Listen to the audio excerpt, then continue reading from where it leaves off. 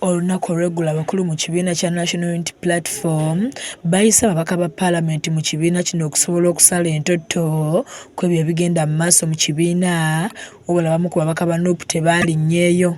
Okusinziira ku gava mu kibiina kino, ababaka abasoba mu 2 tebeetabye mu nsisinkano eno, nga ku bano 5 bokka be baawaddeyo okwetonda kwabwe n'ensonga ezaabalemesezza okukiika. Mu bataawadde ensonga z'abagaanye kwetaba mu nsisinkano kwe kuli omubaka wa Busiro East Honorable Medad Lubega Sseggona, owa Butambala Honorable Muhammad Muwanga Kivumbi, kw'ossa n'owa Lugazi Municipality Honorable Jimmy Ranga. Bano twogeddeko nabo ne batubuulira lwaki tebaabadde mu nsisinkano eno, nga Honorable Muwanga Kivumbi ategeezza nti yabadde n'emirimu emirala gye yabadde akwasaganya, kyokka n'ennyamira olwa bannaabwe ababalengezza.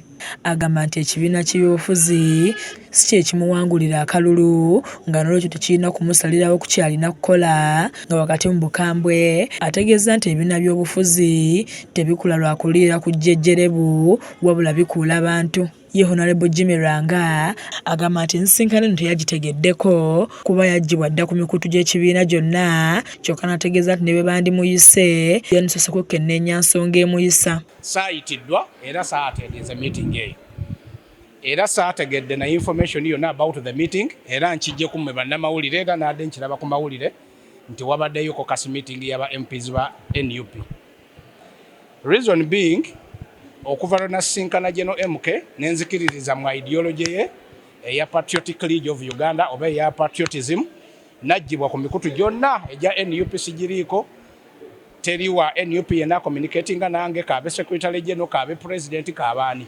Ono agamba nti n'okuwaayo ssente mu kibiina yakirekeraawo kuba teyafunanga nsaasanya ya ssente ze yawangayo. Nze nali sikkiriziganya na papasi ya contribution yeyo, kuba of course contributions zonna ezigenze nga ssente za iPod nga ebiralalala byonna tubadde tetufuna clear accountability. So I for one nagenda mu accounts ne stopping that deduction from my salary, kubanga ndaba teziyina nnyo kyamakulu kyezikola mu pate ate sifuna clear accountability. Ye Honorable Medad Lubega Sseggona agamba nti ekyamuganya okugenda mu nsisinkano eno kwe kuba nti obubaka obumuyita yabufunye kikeerezi nga yabadde yakozedde enteekateeka endala n'abantu abalala. Esimu yagyekubira ssaawa 2 n'ekituufu, ssaawa 3 ng'ate omusango mu Supreme Court, ng'ate omusango gutukwatako. Omusango gwa Michael Kabaziguta ogwasazaamu Kangaroo Court y'e Makindu, Museveni gy'akozesa okutuliisa akakanja, ndowooza nti gwali mukulu ekimala, era sirowooza nti pulezidenti wange alina okwemukunya ku nsonga eyo, kubanga okumala ebbanga gwe gumu ku bintu bye tubadde tujja tuwuliramu. So namutegeeza nti saaliddwa paka amufunye essaawa zino, ate naye ndi mu kooti. Wabula agamba nti wadde nga teyabaddeyo wakugoberera ebyateeseddwa, kyokka naye alaze ennaku era abasaasaanya eŋŋambo nti bo baagala kubba kifo kya pulezidenti w'ekibiina. Abatalina kakwate ku kibiina kyaffe abamu nga betufuba okugoba mu buyinza, buli kantu kavaayo ne bakajubisa ne bano tebakwataganye tuwaki.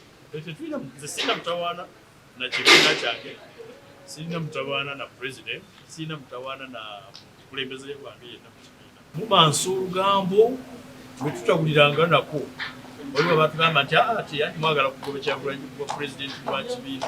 Why?